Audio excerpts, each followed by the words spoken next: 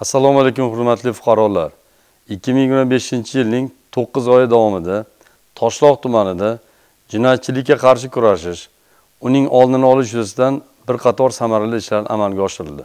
2025-yilning 9 oy yakuni bo'yicha hisobot davrida jami qayd etilgan umumiy jinoyatlarning soni 261 tani tashkil etib, shundan oldini olish mumkin bo'lgan jinoyatlar 149 tani tashkil etib, o'rnatilgan tartibda stopga qo'yilgan.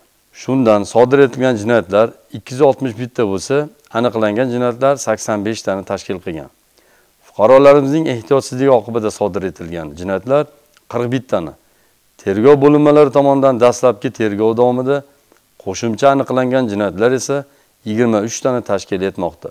Ushbu davrda qayd etilgan jinoyatlarning salmoqli qismi, ya'ni 55 tasini o'g'irlik, shundan 31 tasi axborot texnologiya yordamida, 23 tasi firibgarlik, shundan oldini olish 16 ta, axborot texnologiya yordamida 7 ta jinoyatlar tashkil etdi.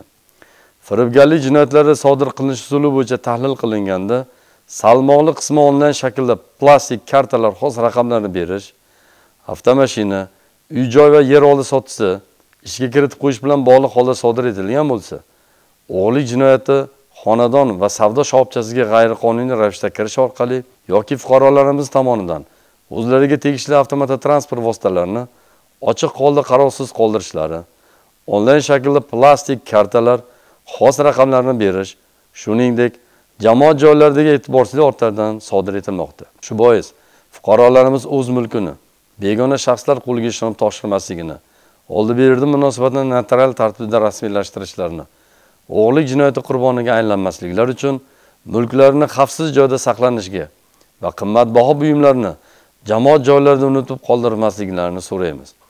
Ko'pgina tan jarohati yetkazish bilan bog'liq og'ir turdagi jinoyatlarning asosini sovuq qurol ishlatib sodir etilgan jinoyatlar tashkil qilinishini hisobga olsak, masala endi oydinlashadi.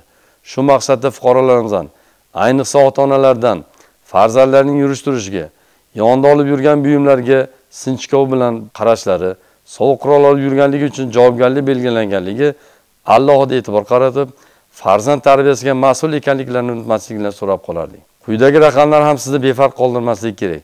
Jumladan, fuqarolarimizning ehtiyotsizligi oqibatida sodir etilgan 39 yo'l transport hodisasi sodir etilgan bo'lsa, 32 tasi o'lim bilan tugallanmagan yo'l transport hodisasi bo'lib, 7 tasi esa o'lim bilan tugagan yo'l transport hodisasi hisoblanadi.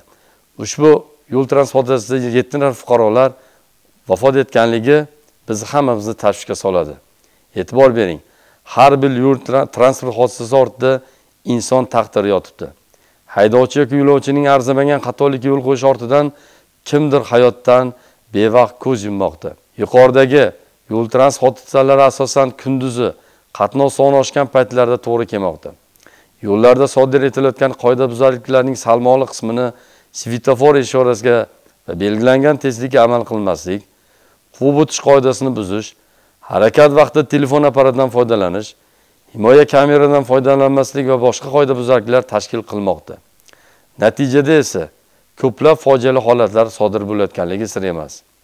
Mast holda yo'l boshqaruviga o'tirish, tezlik, yo'l belgilariga amal qilmaslik yo'l transport hodisalarining asosiy omilidir. Toshloq tuman ichki ishlar bo'limi tomonidan yuqoridagi kabi holatlarga barham berish, yo'llarda harakat xavfsizligini ta'minlash va yo'l transport hodisalarining oldini olish borasidagi tizimli chora-tadbirlar amalga oshirilmoqda. Jumladan, Toshloq tumaniga yangi innovatsion texnologiyalar olib kirildi. Ularning safi muntazam ravishda kengayib bormoqda. Birgina hududlarga o'rnatilgan video kuzatuv kameralari tuman markazi hamda serqatnov yo'llarda yo'l harakatiga amal qilmagan haydovchilarning qoidabuzarliklarini onlayn tarzda qayd qilmoqda. Piyodalar ishtirokidagi ko'ngilsiz hodisalarni oldini olish maqsadida ta'lim muassasalari hamda piyodalar ko'p harakatlanadigan joylarda sun'iy notekislar barpo qilindi. Bu esa avtomobil tezligini pasaytirib, piyodalarni belgilangan joydan xavfsiz o'tishini ta'minlamoqda. Eng katta maqsad tizimga yangi innovatsiyalar joriy qilish va yo'l transport hodisasini kamaytirishdir. Bunda albatta yo'l harakati ishtirokchilarining ham huquqiy madaniyatini oshirish hammamiz uchun dolzarb vazifadir. Hurmatli fuqarolar, atrofda bo'layotgan har qanday voqea va hodisaga befarq munosabatda bo'lmang. Ogoh va hushyor bo'ling. E'tiboringiz uchun rahmat.